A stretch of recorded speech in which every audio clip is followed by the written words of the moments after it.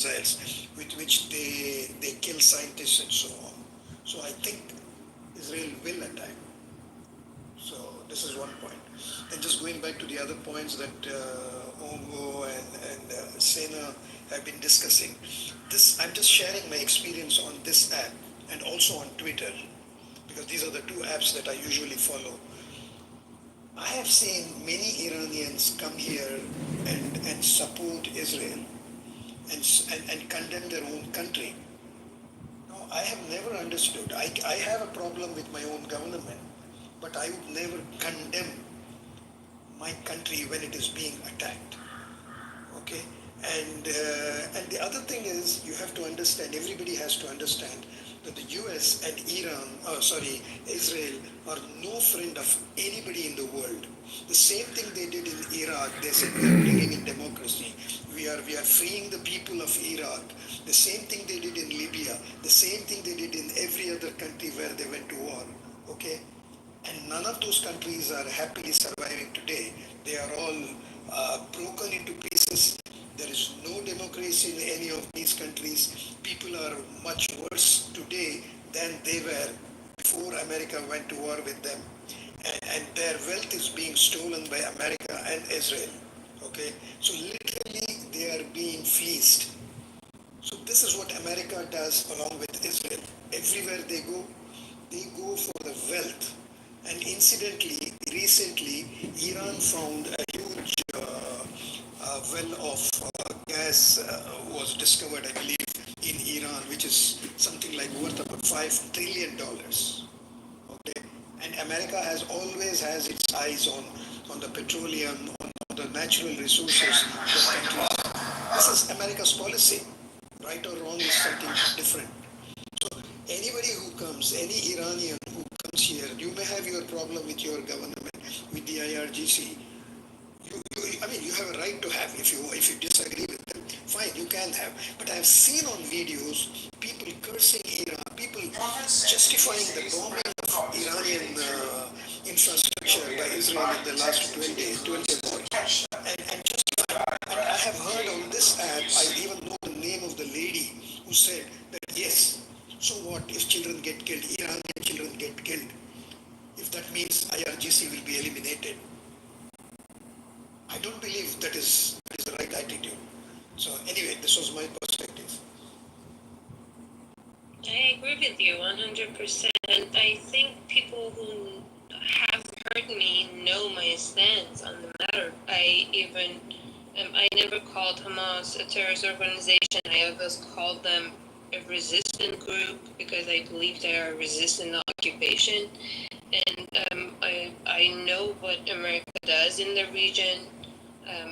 I know they always bring war to exploit the country. They want to get their resources. On top of their resources, Iran has a geopolitical position that can be a corridor between West and East in the economic sense. But at the same time, I understand my people being angry and being brainwashed. It's not that. I think when they support Israel, they are mostly being ignorant rather than liking evil. They've been so oppressed that they think backward. They think like Israel might give them freedom, which is false. I know it is false, but they don't know it. I don't know why. I think it's the propaganda machine of Israel that thinks that way.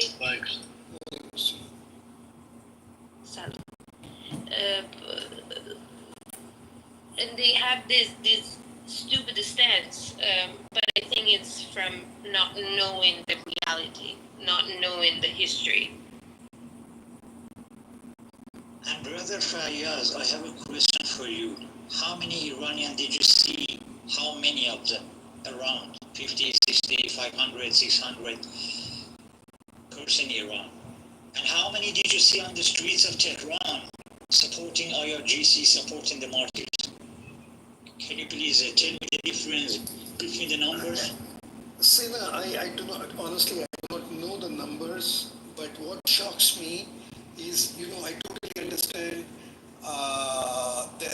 always two sides to a country. Okay, one pro-government, one anti-government. I totally get that. It happens in every country. Iran is not an exception.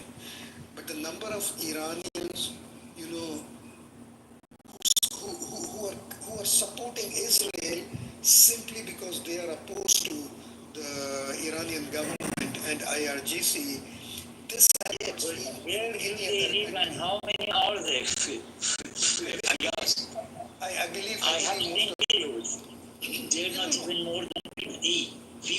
probably, Five, but oh. But that's what I'm saying, Sena. Like there are so many other countries that have issues. There are people who are living abroad, not in their own countries. They don't come and support the killing of their own people. Yeah, and you know why? And you know why? And you know why? Just let me tell you why. Yeah, and just let me tell you why. We have been poisoned by the media by 300 channels for the last 46 years. In the human history, we have a record, brother. 24 hours a day. All these Arab countries like Saudi, like Kuwait, these and that are paying to England. England made BBC International, Manato, Farsi One, this and that. There are 300 channels which are poisoning our brain 24/7, brother. That is why. If you want to know why. But after all these 46 years of poisoning our mind, go look at the videos in Tehran for the last 12 days or any other cities in Iran and see how many people are supporting IRGC and their government. And go take a look at those asylum seekers in England or in Sweden or in Germany. No, not even Germany. In England and Sweden, I think. There are less than 50, brother. And they're waiting for the permission. They're cooperating with our enemy because they want the permission. They want something like $600 a month. They're daydreamers, brother. They never get what they want. They will be used like toilet paper. When they're done May with I them, ask they Sina will a go question? away. Yeah, go ahead, Sarosh. I was wondering if I can pose a question to Sina and maybe some other Iranians here as well. Is it just a matter of media brainwashing, and which of course does exist quite tremendously, or is it something deeper associated with the Iranian psyche? If you look at the history of Iran for the past 150 years, there was no shortage of Iranian traitors at different levels of society. At prior chapters of our history, in the Pahlavi era, in the Qajar dynasty, there were many of these men and sometimes women who came from the system or had any influence that were easily bought either by the British or by the French or by the Russians, and they gave away the Iranian national interest at the lowest price. So I was going to ask, is there something perhaps deeper about Iranians? I mean, I'm really myself. Yes, it is something deeper, brother, because we have been a colony for the last 300 years. They have never let us think.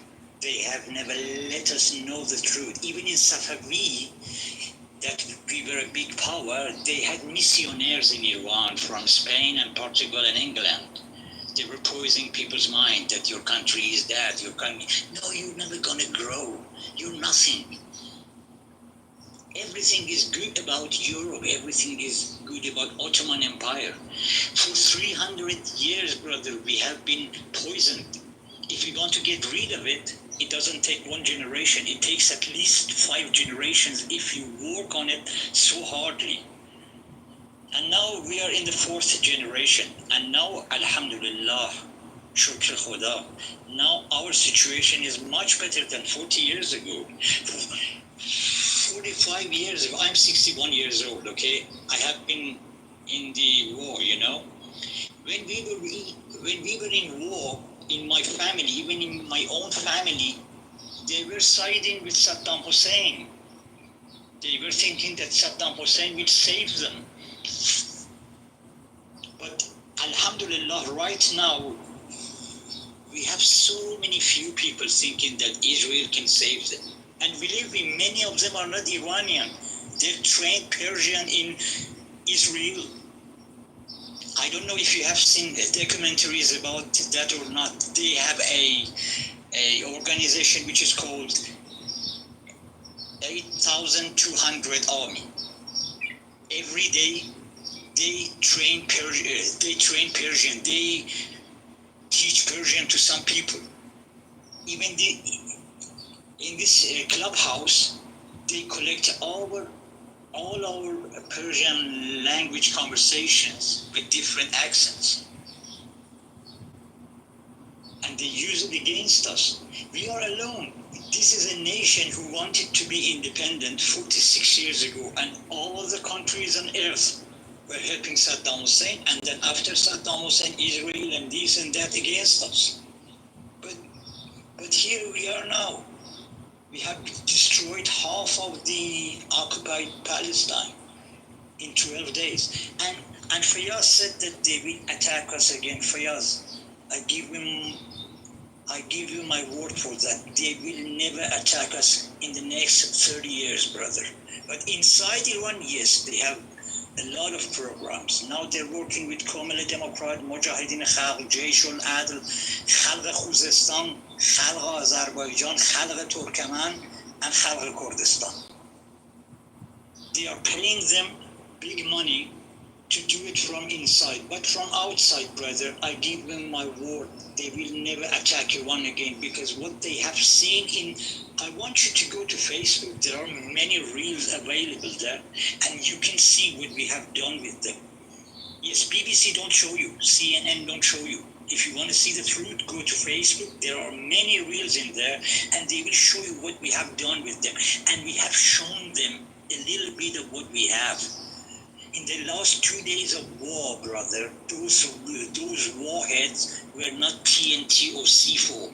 They were tactical. And they know that, and we know that, but they don't say it in media. They say Iran is defeated. But go to Facebook. Sina, I agree with you. If you know, as a common man, if somebody were to ask me who won this war, I will say Iran won this war. Okay? The reason I'm saying is I don't rely on any of the Western media, but I also read into Israeli media. Just recently on Channel 13 in Israel, Israeli Channel 13, there was an analyst, Israeli military analyst, who said that 18 sensitive, most important infrastructure, which are basically military and intelligence infrastructure, have been destroyed by Iran. And he said on this channel, and he speaks in English, he says on this channel that, we expected missiles from Iran, but we did not expect the precision with which the missiles were sent. And he says that if another 2 weeks if the war had continued another 2 weeks, we would have probably toppled the IRGC in Iran, but we would have probably lost most of the significant sites in Israel in that process. We would have lost everything that we had. And there is also a report that says that 30,000 buildings, not houses or individual units, 30,000 buildings have been destroyed by Iran, and nearly, there is another number that was given, 30,000 buildings and so many roads, X number of this. I mean, there's a data that has been published now by Israeli media itself. Yes, I know Israel will think twice before attacking Iran, and I also wish and hope that you are proven right and I am proven wrong. But like you said, they are trying to, say that we won and we are going to do it again. So I agree with you. I am with you. I agree with you, and I hope that you are right and I am proven wrong. And brother, another thing, we are waiting for that, brother. We are prepared for that. We have made many missiles, many drones and everything. And there we have Sweetball. He says, yeah, killing people is your profession, Sweetball. But you know what I'm proud of? is that my generals goes into the front and they die to keep their country safe. They're not like yours. Yours will go to Greece and Cyprus to hide, under the tunnels. No, my generals are underground. They will die, they will get martyred for their country, and that's what we are proud of. And you will never understand that, because you only believe on this life. We believe on the other side as well. We believe in martyrdom, but you don't. But Mr. Sweetbo, kill us as much as you can. The more you kill us, the more we succeed. That is what we have shown you in the last 46 years. Sweet Bull writes that Iran has older technology. That is actually false. So the missiles that they used, they are supposed to be, the missiles that were sent into Israel, they are supposed to be about 10 to 15 years old. And Iran said that we have not even used the latest missiles, latest technology. And after the war, Iran, if the news reports are to be believed, maybe Sena or G can confirm, after the war, Iran has signed, is negotiating with the Chinese to buy their air defense system, including the J-10 fighters, which are supposed to be the most advanced fighter today in the world. They can beat literally French Mirage fighters, and they also say that it can match F-35s. So Iran is negotiating with China to buy these weapons, and Iran is not going to sit. The whole Arab world, they may side with America because they are either traitors or because they think siding with America is beneficial financially for the kings and the queens and the crowns.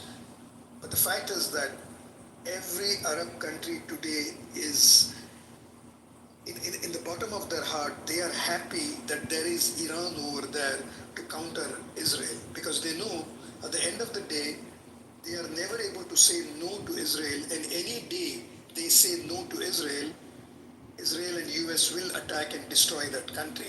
So now they know that there is Iran. They may not agree with Iran, they may hate Iranian or IRGC and so on, but they are happy that Iran is there as a counterweight in the Middle East to Israel. So this is very important. And Iran is getting stronger, Sweet Bull. Actually, they were stronger, much stronger than what Israel expected. And I will share the name of that analyst who speaks on Channel 13, so that you can try to Google and find out that clip, that video about him talking about Iranian power.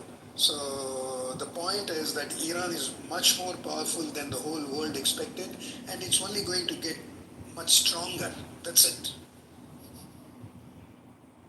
And even China or Russia, even if they don't cooperate with us, we have no problem, brother. Because what we have learned is that in this world, brother, you have no friends. The only friends are Muslim Ummah, not even their leaders. As you see, the leaders of Turkey, Saudi Arabia, Kuwait, Qatar, everyone. They never helped Palestine.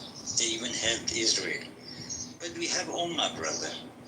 And from now on, I will tell you something else. Yemen will not let them sleep well, brother.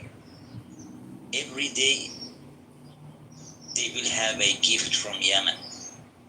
Our Yemeni brothers are there, and we are here. We are united, and we're going to finish this job, even if it costs our lives, brother. No matter how many lives we give up, because we believe in martyrdom. We believe that we have to fight for our freedom, for our independence. And that's it. If we wanted to give up, brother, we would have given up 46 years ago when McFarlane came to Iran and said, yeah, let's be friends with us. Yeah, we are America. We will help you with this, with that. No, America is great Satan, brother. American system is great Satan. If you shake hand with Satan, your hand will be broken. That's it. We are not going to give up. We are ready for it. Iran is a big country. How much of Iran they want to destroy? How much of it? For the last 12 days. Their intent is to destroy all of it. First of all, they want to partition it so it will be easier to manage it by proxy. And then they're gonna take everything that they can. They don't care about the history. The first time that Trump threatened Iran, he threatened the historic sites, not the Islamic Republic of Iran, as he claims. He threatened the historic places. But like if you look at it at the Chinese perspective, they have a lot of good deals with Iran.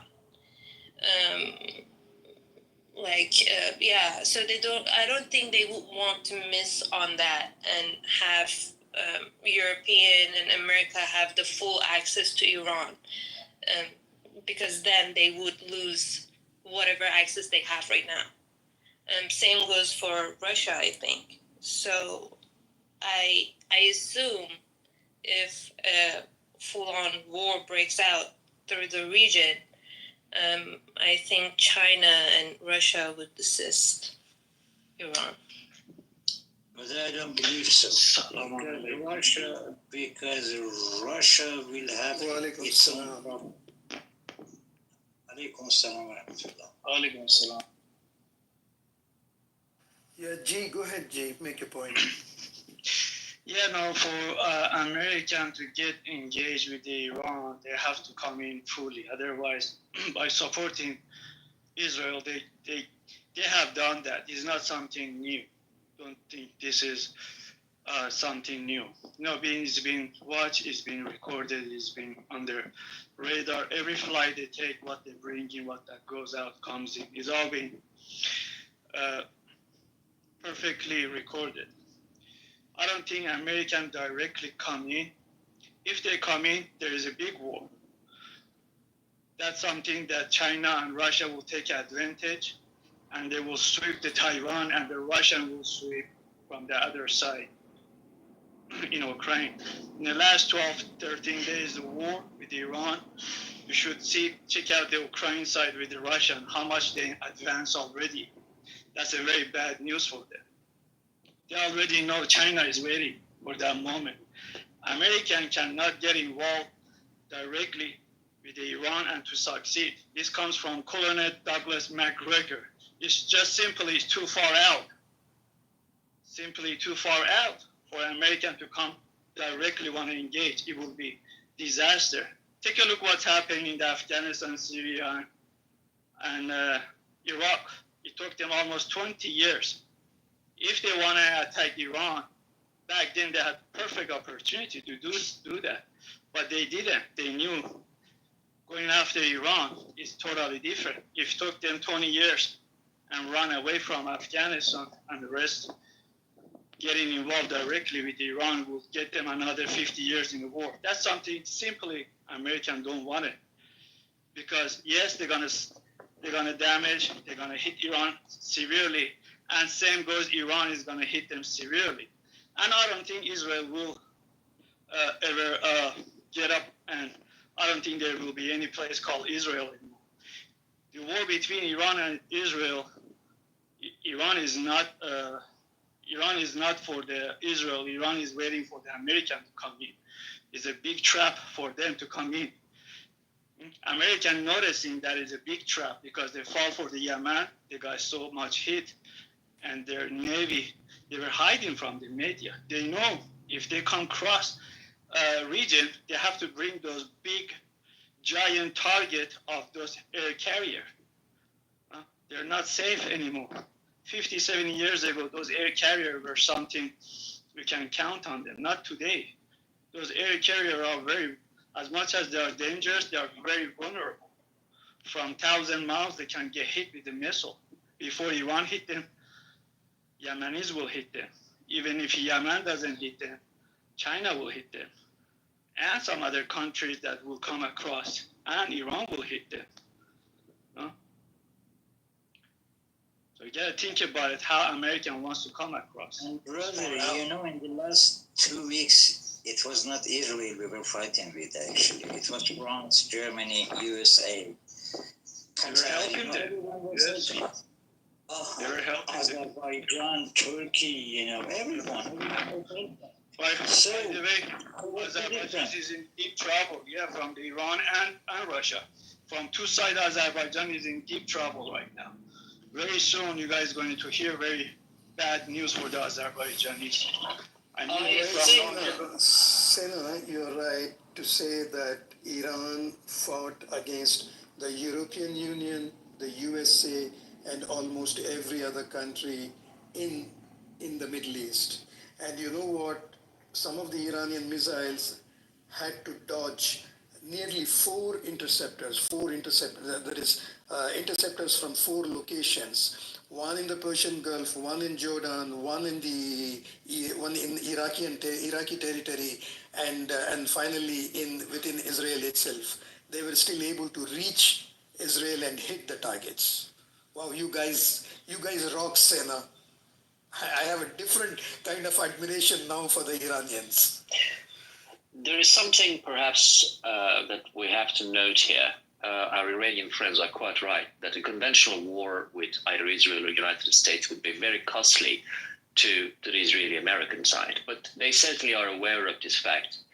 You can see that the Israeli military structure is predominantly based on what we in Persian call bezan va darro, which means hit and run.